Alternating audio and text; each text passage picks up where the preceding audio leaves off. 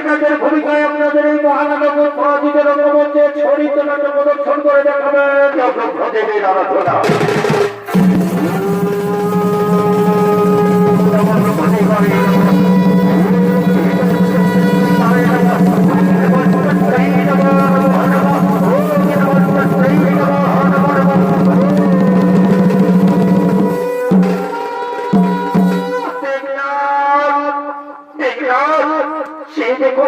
আমি এসেছি তোমার সম্মুখে, কে আমার নিঘাত বলে ডাকে, আমার আরাধ্য দেবতা সৃষ্টিকর্তা ঋষি প্রজাপতি এসেছেন প্রভু। এই অধৈর্যটাকে সারা দিয়ে আপনি এসেছেন, এই অধৈর্যের সাথে প্রতিজ্ঞ নাম গ্রহণ করুন। আয়ুষ্মান ভব, দীর্ঘজীবী হও। বলবেন না, বলো আর তুমি কি করছাও, আর তুমি যাহা চাইবে তা হয় আমি তোমাকে করব প্রদান। ও আমার আরাধ্য দেবতা, ও ঋষি প্রজাপতি সৃষ্টিকর্তা, সত্যি যদি আপনি আমাকে ভোট দিতে চান তাহলে দিন সেই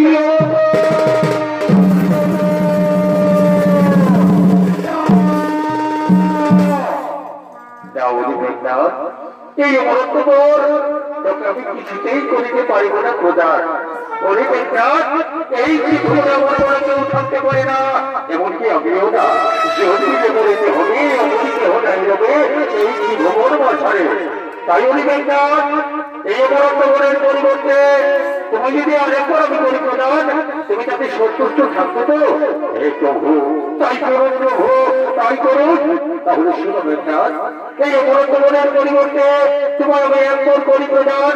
যে পুরুষ 14 বছর হাতিগ্রাতে করে থাকবে, যে পুরুষ 14 বছর ভাগ্যাতে কি হবে, সেই পুরুষদের হতে ছাড়া অন্য কোনো পুরুষদের হতে তুমি হবে না, হতে নিহত ও পরাজিত।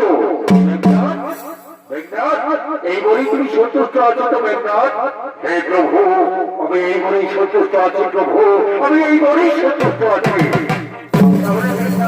এখন আমি আসছি মেঘনাথ, এখন আমি আসছি, এখন আমি আসছি।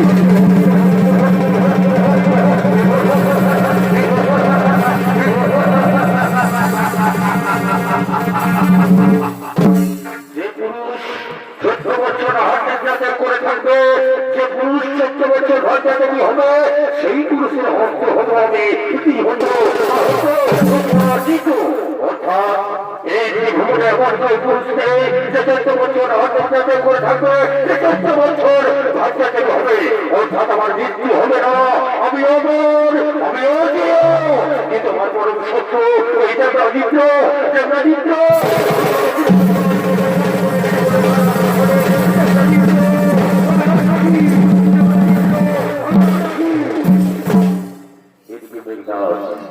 দেবরাজিন্দ্রকে যুদ্ধে পরাজিত করে বন্দী করে নিয়ে যাবে লঙ্কার রাজপ্রাসাদে এই সংকল্প নিয়ে সেই স্বর্গরাজ্য করেছেন গমন।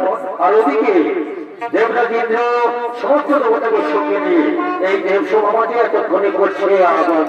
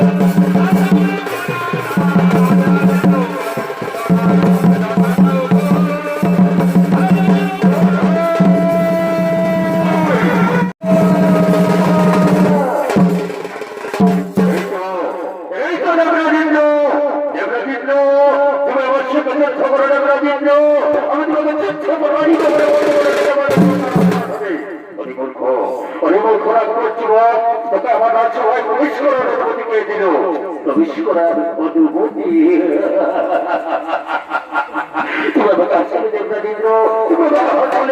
এই পুত্রকের অনুমতির প্রয়োজন হয় না তাই তুমি যুদ্ধ করো তবে তাই হোক সুরদেবগণ সুরন্ত দেবতায় একত্রিত হয়ে এই এক পুত্রকে ছড়িয়ে পড়ো আর এই এক পুত্রকে যুদ্ধে পরাজিত করে বন্দী করে নিক্ষেপ করা বড় উপকার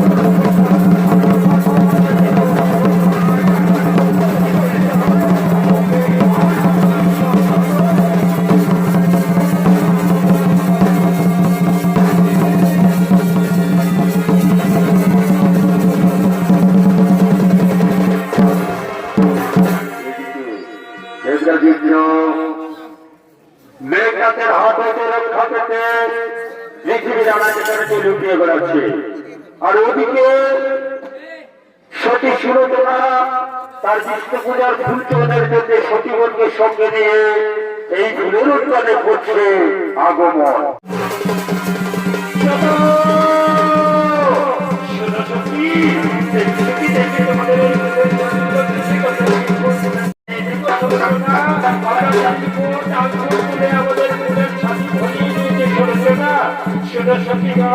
আমার বিষ্ণু পূজার ভক্তদের আমি আমার বিষ্ণু পূজার ভক্তন করে আমি আমার ফুলের সাথী বানিয়ে তারপর আমি বাড়ি যাবো ততক্ষণে তোমরা বাড়ি যাও সাথীগণ ততক্ষণে তোমরা বাড়ি যাও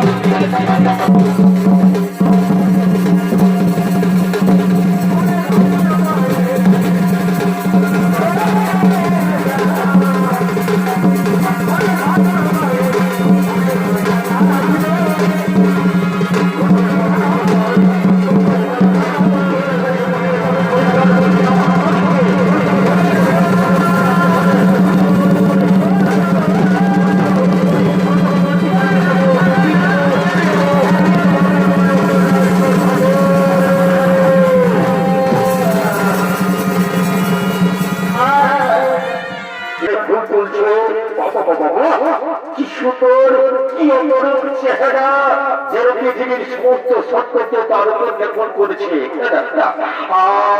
আমার মনে যে প্রেমের পিপাসা লেগেছে আর আমি যে ধৈর্য ধরতে পারছি না সুতরি ধরা দাও আমার এই মহলে ধরা দাও আমায় তুমি অনেক দাও সুতরি আমায় তুমি অনেক দাও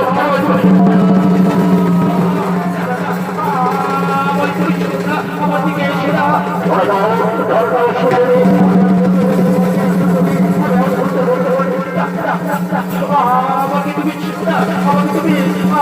আমাকে তুমি এসে না ধরা দাও সুতরি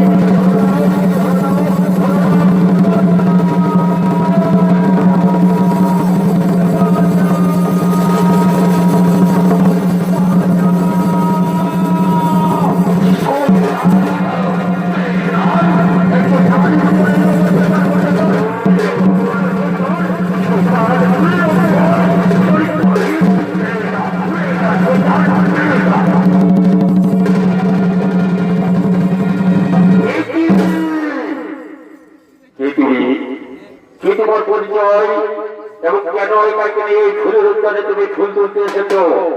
আবার আমি হচ্ছি শেষ ত্যাগের কন্যা, নাম আমার সুলোচনা। কিন্তু কুমার, তুমি যদি ঠিক সময়ে এসে না পৌঁছাতে কুমার, তাহলে আমার ঠিক কি বড় ক্ষতি হয়ে যেত তা আমি তোমায় বলে বোঝাতে পারবো না কুমার। তাই আমার দায়িত্ব, তাই আমার স্বপ্ন রক্ষা করার জন্য আমি তোমাকে কি ভাষায় ধন্যবাদ জানাবো? ধন্যবাদ জানানোর ভাষা আমার নেই কুমার। যাও সুন্দরী, যাও।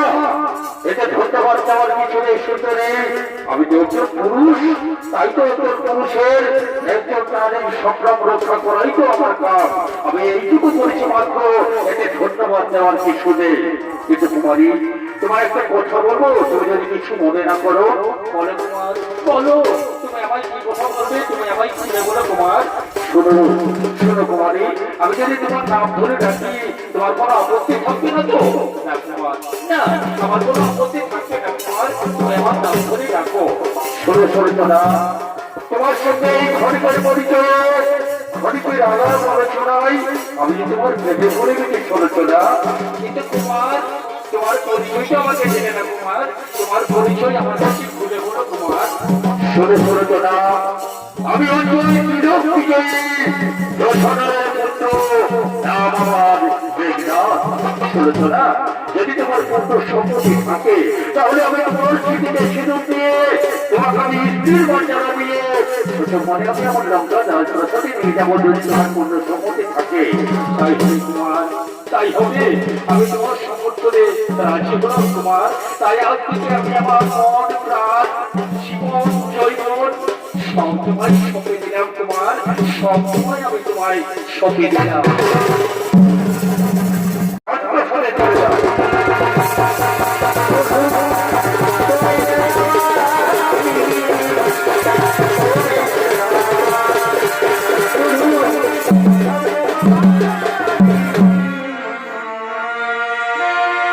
এদিকে মেঘনাথ সুরতনাকে স্ত্রীর মর্যাদা নিয়ে ছোট মনে লোকটা রাজপ্রাসাদে নিয়ে গেলেন।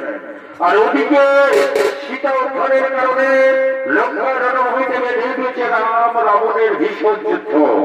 এই যুদ্ধে রাম রাবণের অনেক বড় বড় বীর রাম লক্ষ্মণের হাতে হয়েছে আহত, নিহত ও পরাজিত। তাই আজকে লঙ্কার রণভূমিতে কর্মীর আপনি যুদ্ধ করতে ঈশ্বর পরামর্শ করার জন্য রাম লক্ষ্মণ বিভীষণ হনুমান এতক্ষণে শিবিরে করছে আগমন।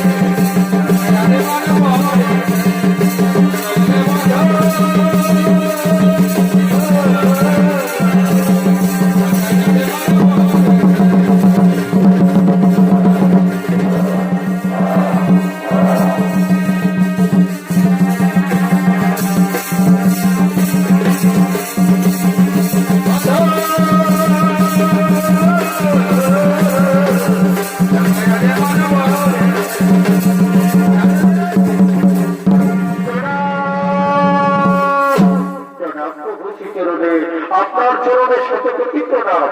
আয়ুষ্মান ভব, বিপ্রদেবী হও, বিপ্রদেবী শোন, বিপ্রদেবী শোন।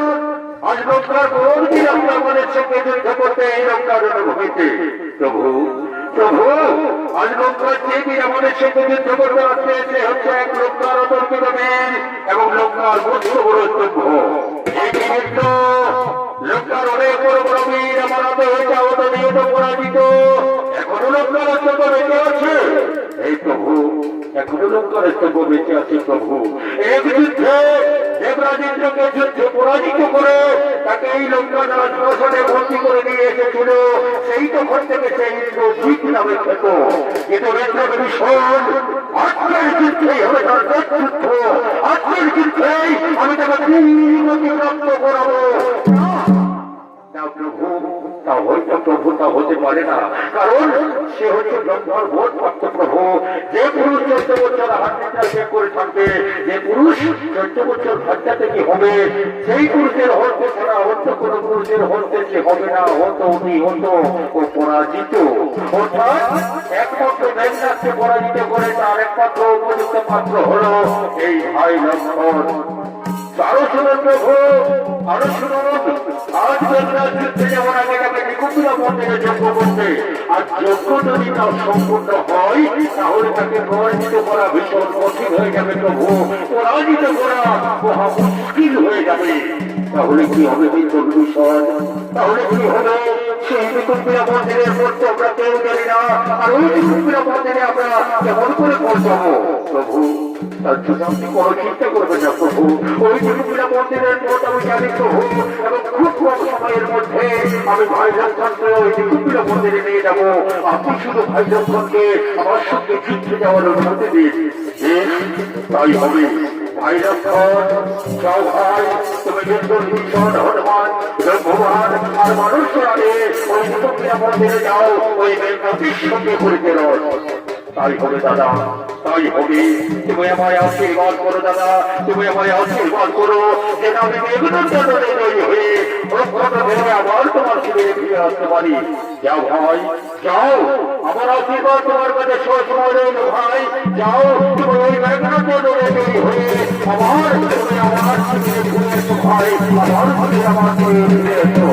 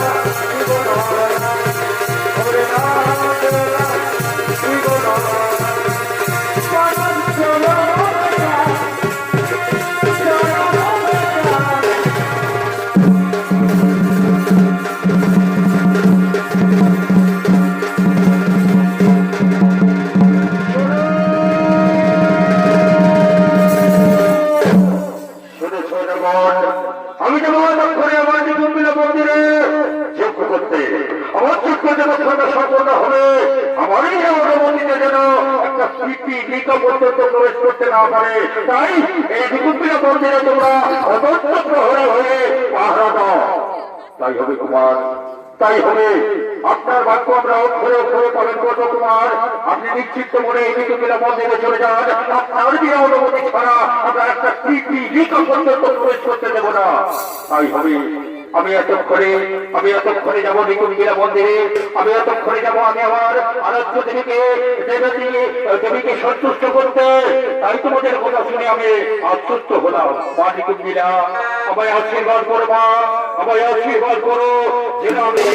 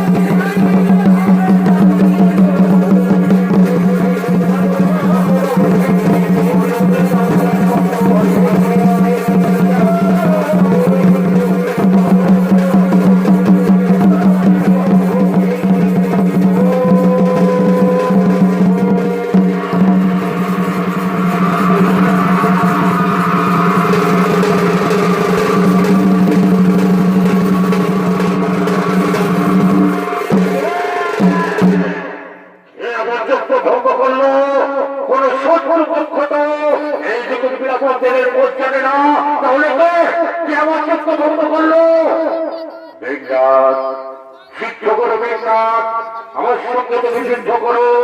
আজের যুদ্ধেই তোমার শেষ যুদ্ধ হবে না। আজের যুদ্ধেই আমি তোমাকে বীরগতি প্রাপ্ত করাবো। ও কাকা বিভীষণ, তাহলে তুমি এই শত্রু পক্ষকে পথ দেখিয়ে এই নিকুম্বিলা মন্দিরে নিয়ে এসেছো কাকা বিভীষণ। বাবা বাবা বাবা বা কাকা বিভীষণ, বা কাকা এতদিনে আমি জাতিদ্রোহী দেখেছি কাকা, এতদিনে আমি দেশদ্রোহী দেখেছি কাকা, কিন্তু এই পুত্রদ্রোহী দেখিনি কাকা। বাবা বাবা বাবা, তাহলে তুমি এই কাকা সেই ঘোর শত্রু বিভীষণ, তাই না কাকা? কিন্তু কাকা তোমার মৃত্যুবান আমি আমার অস্ত্রাগারে সযত্নে রেখেছি কাকা, তাই আমার হাত হইতে স্বয়ং লক্ষ্মণ তোমাকে বাঁচাতে পারবে না। মূর্খ, তুই গুরুজনদের কোনদিন সম্মান করতে শিখেছিলে মূর্খ। যুদ্ধ কর আমার সঙ্গে, আর যুদ্ধেই তোর শত্রুদ্ধ। আগামীকাল তুই সূর্যোদয় দেখতে পাবি না। তবে তাই হোক, ধরো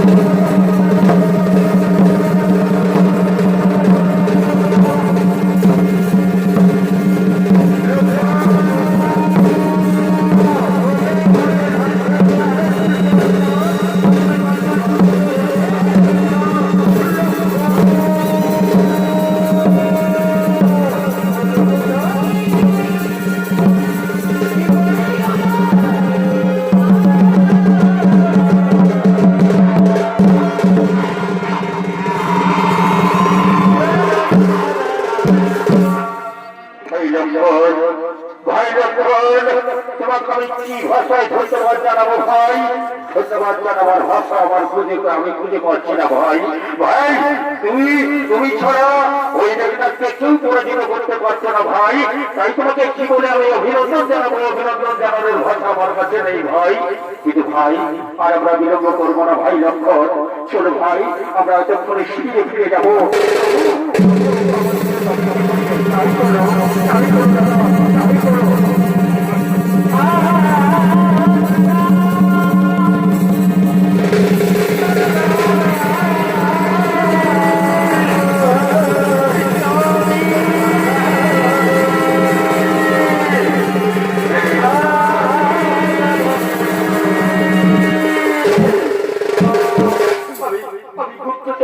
সংবাদ পেলাম যে রণক্ষেত্রে আমার স্বামীর বীরগতি প্রাপ্ত হয়েছে।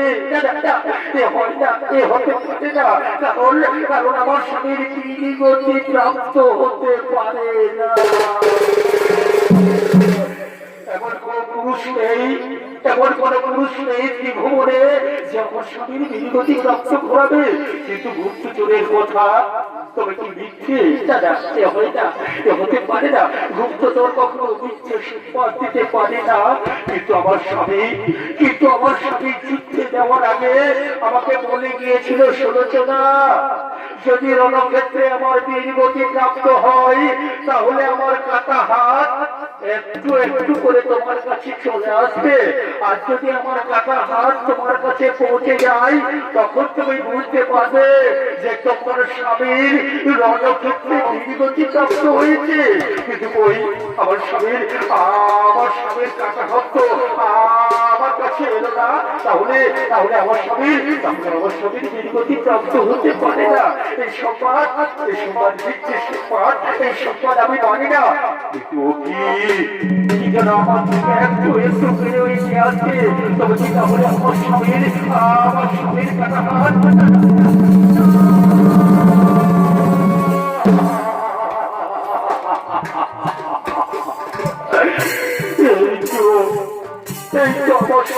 সেই কাটা হাত, আমার স্বামীর সেই আঙুল, সেই নখ, সেই আঙুলের রেখা, তাহলে সত্যি কি আমার স্বামীর বীরগতি প্রাপ্ত হয়ে গেছে?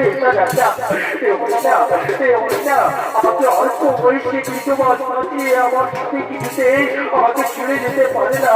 তাহলে তো আমার স্বামী এই হাত তো আমার স্বামীর, এই হাত আমি চিনি, এই আঙুল আমি চিনি, এই নখ আমি চিনি, এই আঙুলের রেখাও আমি চিনি। আমি তোমাকে ক্ষমা করবো না লঙ্কেশ্বর, আমি তোমাকে কিছুতেই ক্ষমা করবো না। তুমি ক্ষমার উচিত লঙ্কেশ্বর না।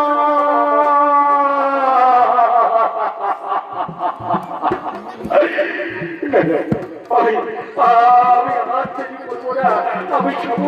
আমি যাবো ওই লঙ্কা রণভূমিতে, ওই লঙ্কা রণভূমিতে গিয়ে আমি আমার স্বামী একটিবার মৃত দেওটা চোখের দেখা দেখবো না। আর আমি বিলম্ব করবো না। আমি লঙ্কা রণভূমিতে এখনই ছুটে যাবো, এখনই ছুটে গিয়ে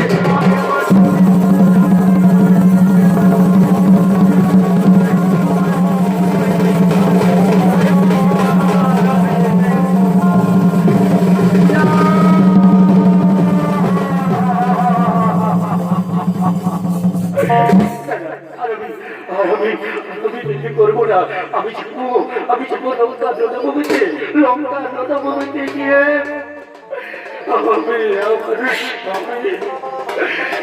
আমার দেহটা শুধু একটিবার আমি চোখের দেখা দেখবো না। আমি ছুটে যাবো লঙ্কা রণভূমিতে।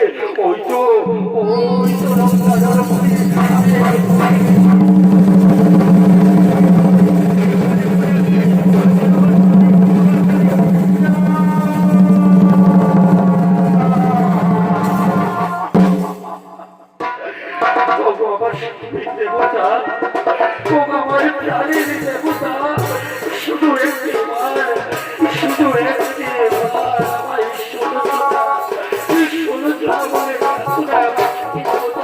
শুধু একটিবার শুধু একটিবার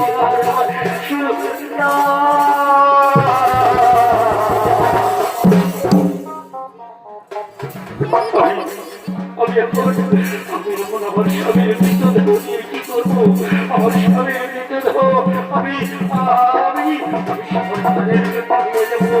আজ আমি কত বড় অপরাধী। হাতের সাজা সীতার সিঁদুর আমার কেড়ে নিলে ঠাকুর। আমি তোমার চরণে কি এমন অপরাধ করেছিলাম ঠাকুর, যে অল্প বয়সে আমাকে বিধবা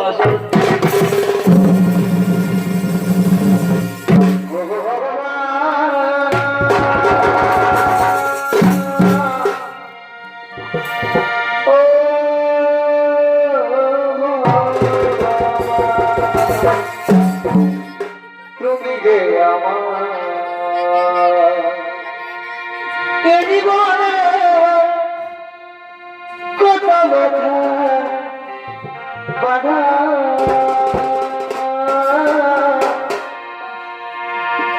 আর কত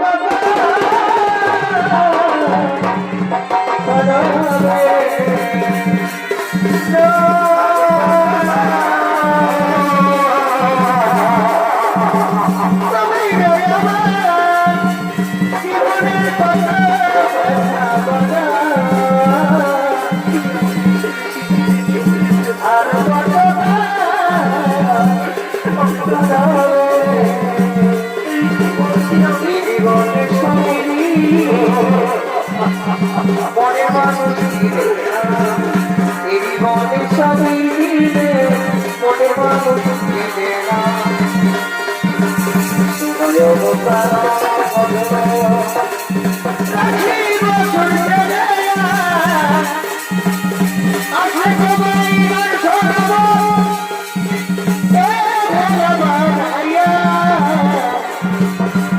জীবনের সবই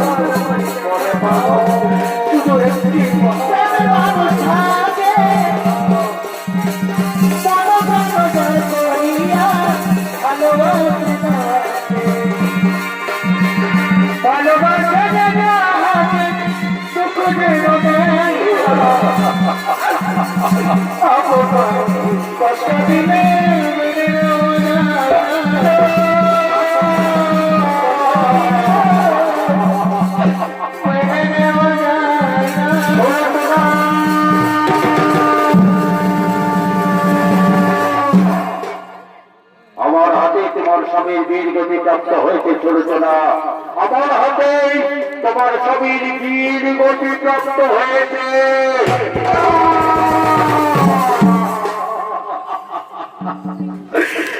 ভগবান ভগবান, আমি তোমার চরণে কি অপরাধ এই অল্প বয়সে তুমি আমার হাতে থাকা শীতল সিঁদুর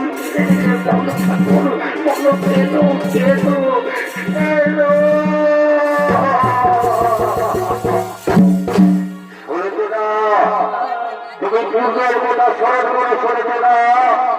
আমি ছিলাম শেষ নাম, আর তুমি ছিলে আমার পুত্রী শোনাতো না। তুমি আমারই বর্তমানে ওই রাক্ষস কুমারকে বিয়ে করেছিলে, আর ওই রাক্ষস কুমারকে বিয়ে করে আমার মান সম্মান সব ভুলে মিশিয়ে দিয়েছিলে। আর আমি সেই দিন প্রতিজ্ঞা করেছিলাম যে আমার হাতেই তোমার স্বামীর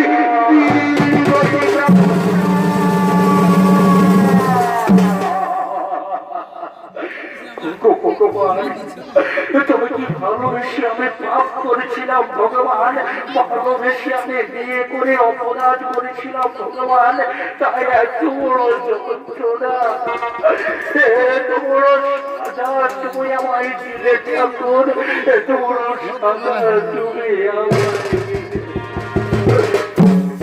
উপায় নেই সুলোচনা, উপায় নেই। এ হলো পূর্বজন্মের ফল, তাই আমাকে ভোগ করতেই হবে। হনুমান, সাও হনুমান, ওই মেঘনাথের মৃতদেহ তোমরা সচক্ষণে লোকনাথ আসনে পৌঁছে দাও, যেন ওই মৃতদেহে নিরবর তাই হবে প্রভু।